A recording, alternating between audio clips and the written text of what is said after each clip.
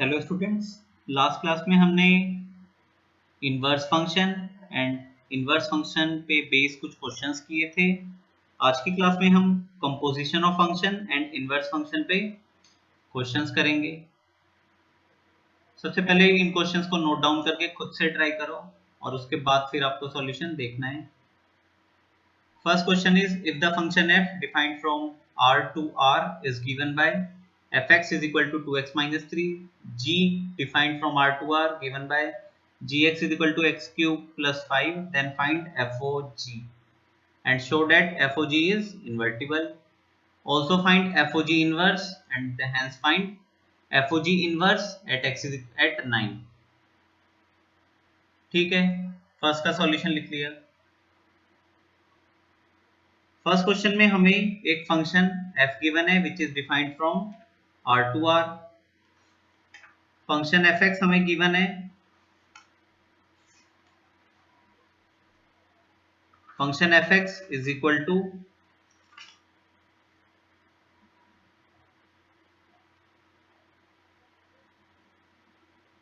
2x minus 3।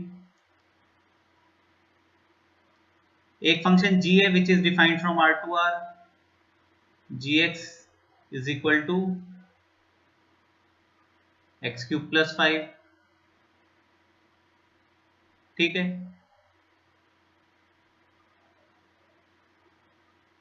इस question में हमें FOG निकालना है। इस क्वेश्चन में देखो हमें क्या क्या करना है। सबसे पहले FOG निकालना है, फिर prove show that FOG is invertible.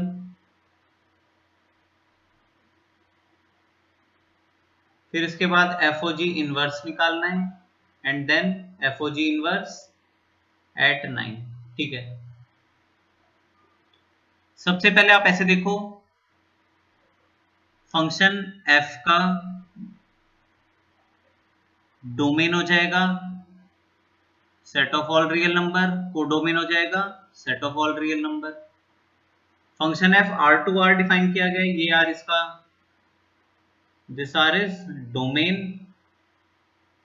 And this R is codomain. Function g के लिए अगर लिखना चाहें, फंक्शन g के लिए डोमेन हो जाएगा set of all real number, codomain हो जाएगा set of all real number. Second point मैंने ऐसे लिखा, FOG डिफाइन होगा या नहीं होगा। FOG is defined. FOG को डिफाइन होने के लिए जो मैं इनपुट डालूंगा वो g के लिए इनपुट होगा और gx जो आउटपुट देगा वो f के लिए इनपुट होगा। तो gx का codomain should be a subset of, because codomain of gx is subset of domain of fx। ये कंडीशन हमारी ट्रू है, this condition is true. gx का कोडोमेन r है, fx का डोमेन r है, r is a subset of r, true, hence FOG is defined। Third step में, ये मैं स्टेप्स लिख रहा हूं, ठीक है, दिस इज स्टेप 1, स्टेप 2। इस क्वेश्चन को सॉल्व करने के लिए स्टेप्स लिख रहे हैं, this is step number 3। Step 3 में हमें FOG पता, अभी हमें पता लग गया कि FOG डिफाइन तो है। अब हम FOG का वैल्यू निकालेंगे। FOG का वैल्यू निकालने का मतलब है f of gx का वैल्यू निकालना है।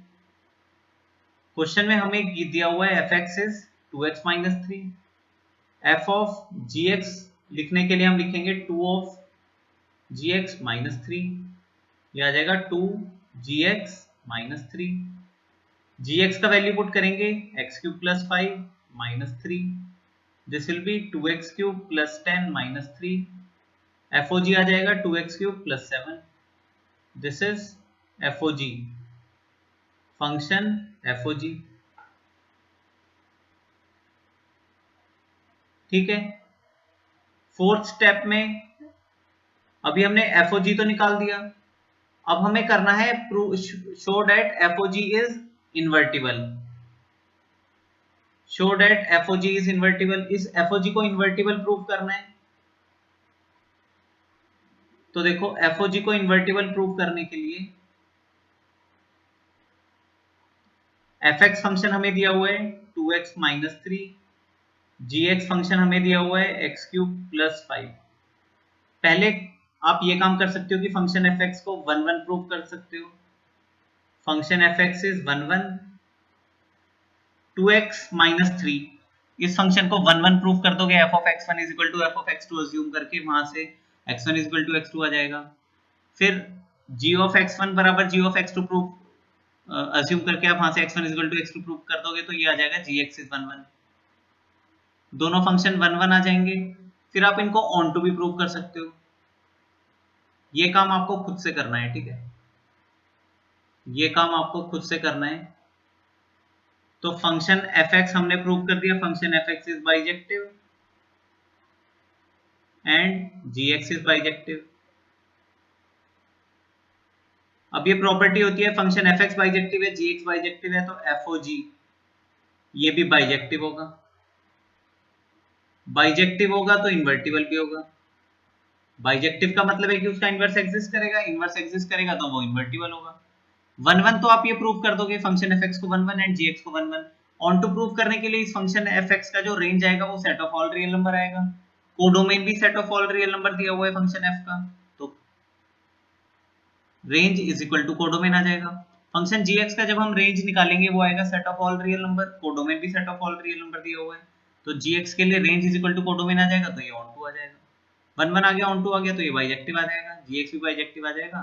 Then f o g is bijective as well as invertible. Hence f o g is invertible. यही हमें प्रूव करना था, function f o g is invertible आ गया। अब स्टेप 5 में हमें इसका इनवर्स निकालना है, एफ ओ जी का इनवर्स निकालना है हमें।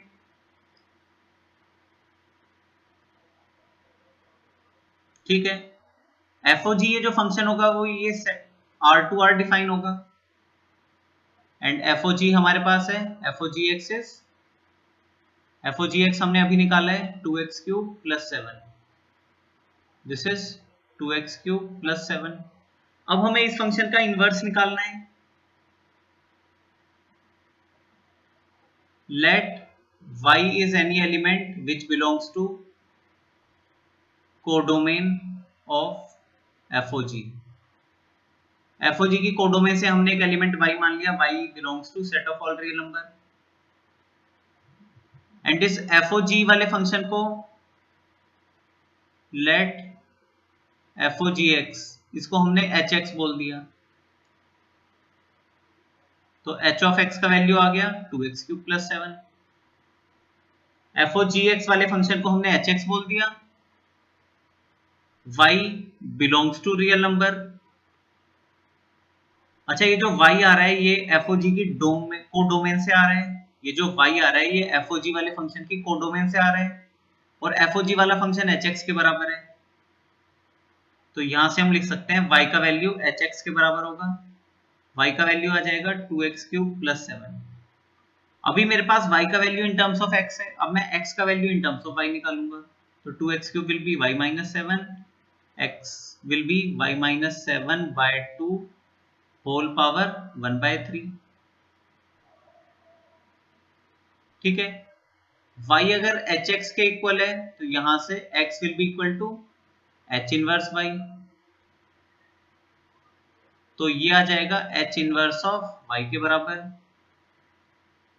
h इनवर्स y आ गया y minus 7 upon 2 whole power 1 by 3। h inverse y को हम लिख सकते हैं FOG inverse of y is equal to y minus 7 upon 2 की पावर 1 बाय 3।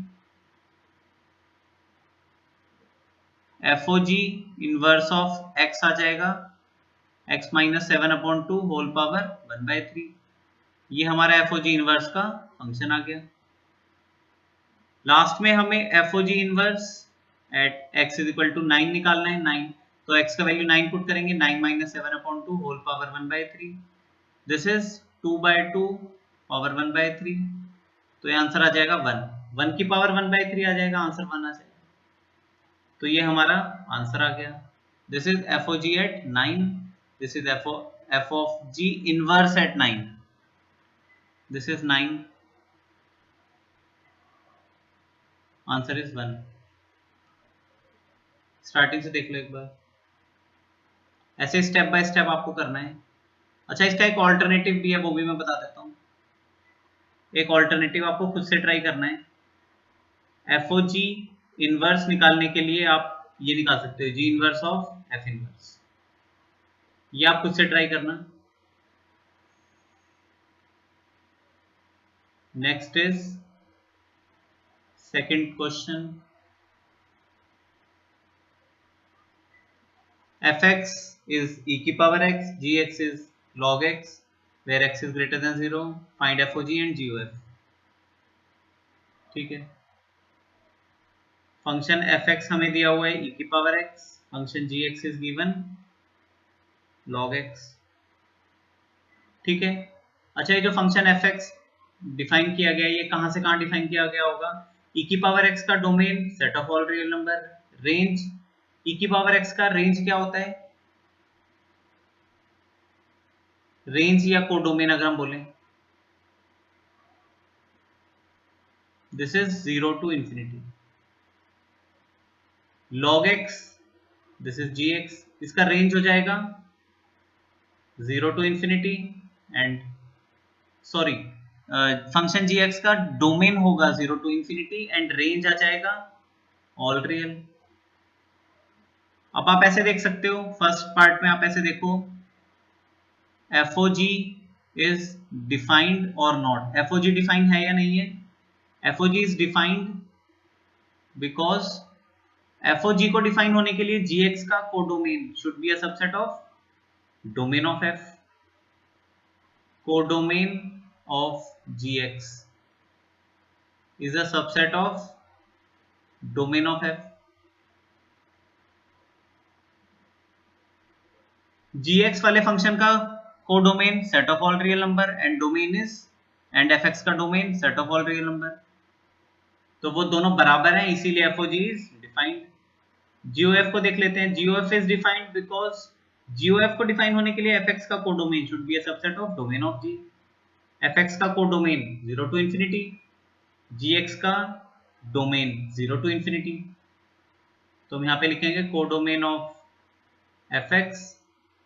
ये चीजें हम लास्ट क्लास में कर चुके हैं।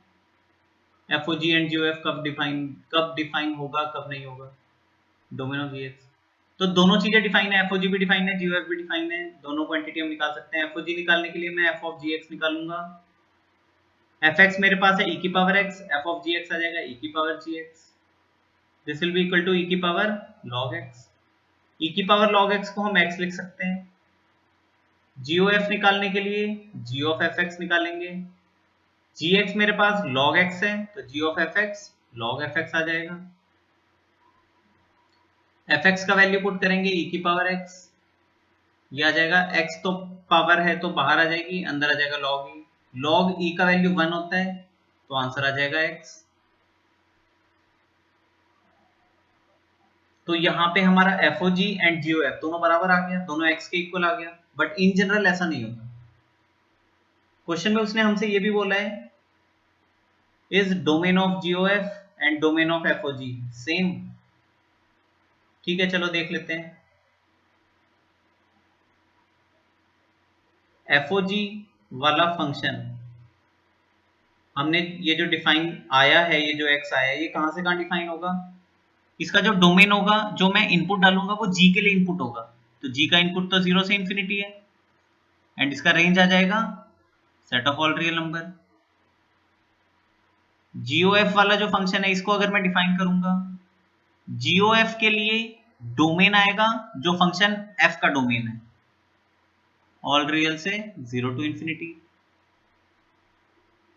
तो फंक्शन FOG का domain of FOG is 0 to infinity and domain of GOF is set of all real number। तो ये दोनों बराबर हैं क्या? No. Domain of FOG is not equal to domain of GOF। ठीक है, ये बात समझ आ रही है? ये डोमेन एंड कोडोमेन मैंने कैसे लिखा है एक बार मैं फिर से बता रहा हूं, देख लो।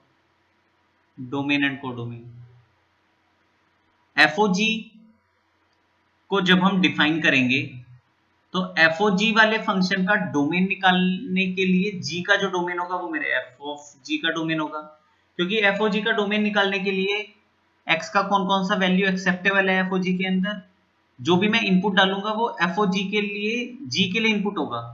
एफओजी वाले फंक्शन में जो भी मैं इनपुट डालूंगा वो जी के लिए इनपुट होगा, तो जी का जो डोमेन है वही एफओजी का डोमेन होगा। जी का डोमेन मेरे पास 0 टू इंफिनिटी है, तो एफओजी का डोमेन 0 टू इंफिनिटी आ गया। अब gx जो आउटपुट देगा वो f के लिए इनपुट होगा, और f जो आउटपुट देगा वो fog के लिए पूरा आउटपुट होगा। तो fog का कोडोमेन वही होगा जो f का कोडोमेन है। इसी तरीके से gof का कोडोमेन, gof का डोमेन निकालने के लिए f का डोमेन लिख देंगे, कोडोमेन निकालने के लिए g का कोडोमेन लिख देंगे। This is domain and this is codomain, क्योंकि GOF वाले फंक्शन के लिए जो इनपुट होगा वो f के लिए इनपुट होगा और जो आउटपुट आएगा वो g से आएगा। तो GOF का डोमेन वही होगा जो फंक्शन f का डोमेन है, GOF का कोडोमेन वही होगा जो g का कोडोमेन है। Next is question number 3, let f be a function defined from R to R, g be a function defined from R to R।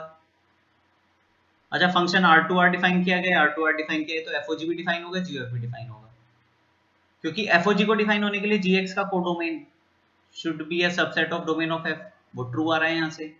GX का codomain R, FX का domain R, तो true है तो FOG define होगा।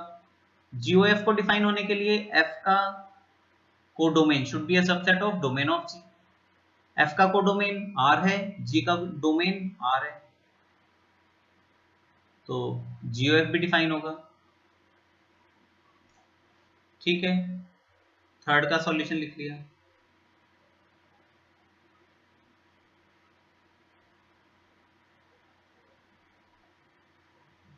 Third का solution लिख लिया।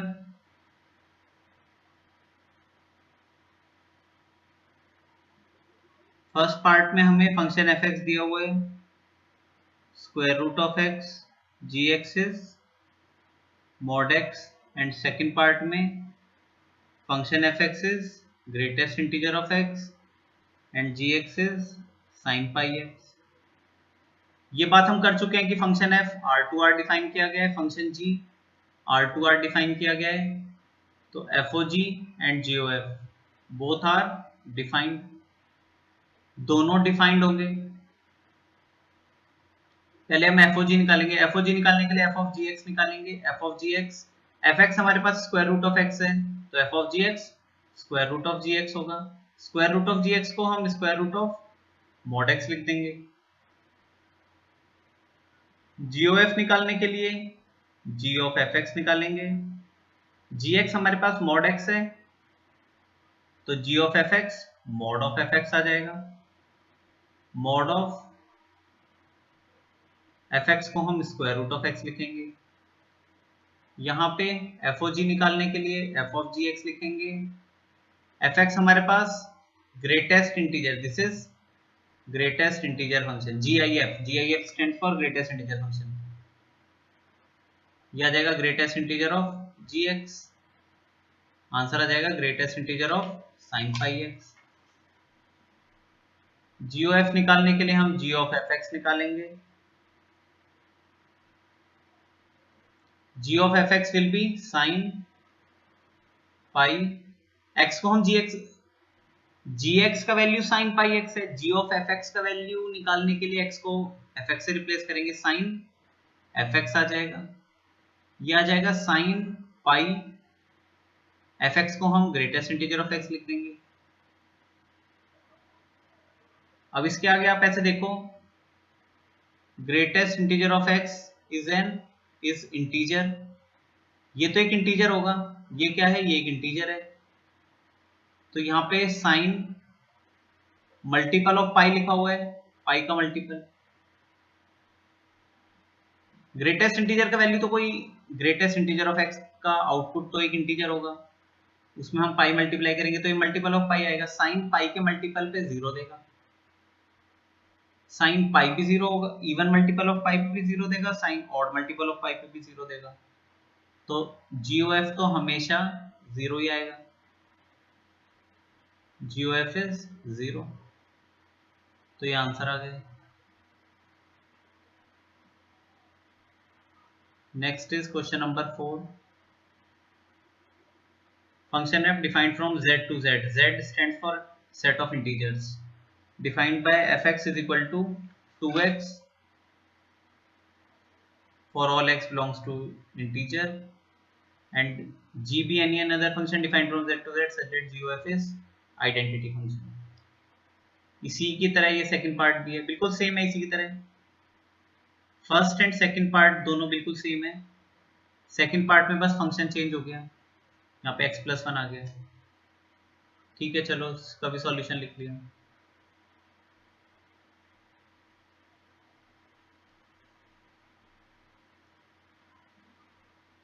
Solution 4।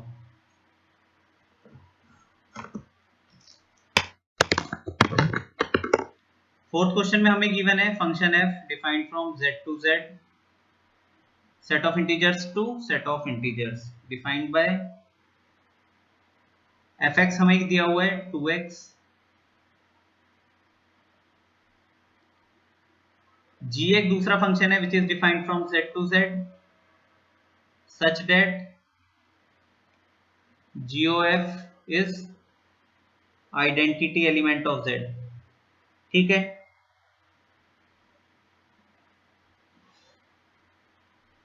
इस क्वेश्चन को करने के लिए सॉल्यूशन लिख लिया। Let y is any element which belongs to codomain of f। f का codomain set of all integer, ये f का डोमेन है, ये f का कोडोमेन है। f का codomain set of all integers है, तो सेट ऑफ ऑल इंटीजर के अंदर हमने एक एलिमेंट y मान लिया, तो y का वैल्यू fx के बराबर होगा। y का वैल्यू आउटपुट में तो आएगा, कोडोमेन के अंदर है तो आउटपुट में आएगा, तो fx का वैल्यू हमने y मान लिया, fx हमें 2x दिया हुआ है, यहां से अब हम अभी हमारे पास y का value in terms of x है, हम x का value in terms of y निकालेंगे, x का वैल्यू आ जाएगा y/2। अब y अगर fx के इक्वल है, ठीक है, चलो इस फंक्शन को हमने g ऑफ y बोल दिया, तो ये आ गया g of y is equal to y/2, y को x से रिप्लेस करेंगे, gx आ जाएगा x/2।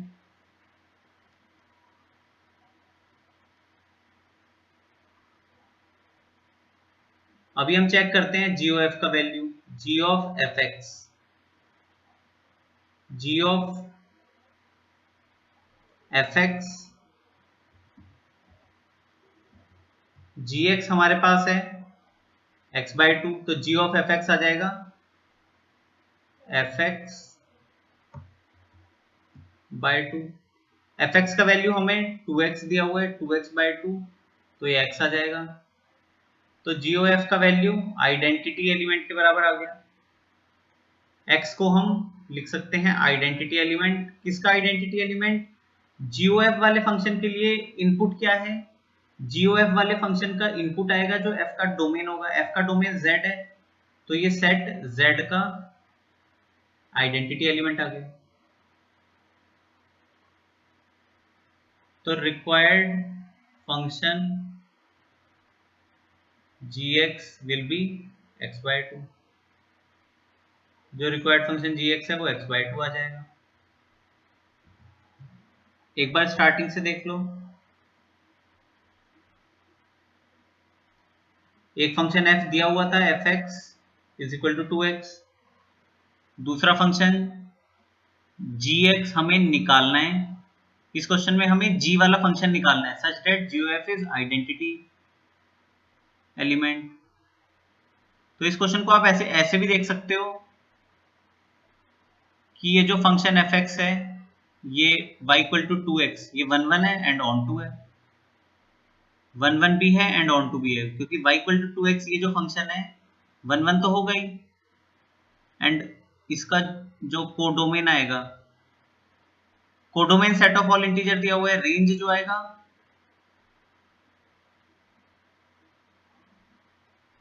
वो भी सेट ऑफ ऑल इंटीजर के बराबर आएगा। तो रेंज इक्वल टू कोडोमेन आ जाएगा। ये फंक्शन 1 1 भी है, ऑन टू भी है, फंक्शन एफ एक्स बाइजेक्टिव आ जाएगा। फंक्शन एफ एक्स बाइजेक्टिव है तो इसका इनवर्स एग्जिस्ट करेगा। GOF अगर आइडेंटिटी एलिमेंट के बराबर है तो f का inverse will be equal to g। तो इस फंक्शन एफ एक्स का एक तरह से हमें इनवर्स निकालना है, वही तो g होगा। फंक्शन एफ एक्स का इनवर्स निकालना है तो ये हमने x/2 ये जो निकाला है, this x/2 is F x का इनवर्स है ये। तो इसको आप ऐसे देख लो कि हमारे पास y का value in terms of x था, हमने x का value in terms of y निकाल लिया, उसको एक नया फंक्शन g बोल दिया, and g of F x अपने आप आइडेंटिटी एलिमेंट के बराबर आ जाएगा। ऐसे रहने दो, ऐसे मत करो, ठीक है। इसी तरीके से आप ये फर्स्ट पार्ट सेकंड पार्ट भी कर सकते हो, ठीक है। बाकी क्वेश्चंस हम नेक्स्ट क्लास में करेंगे, ठीक है। Thank you.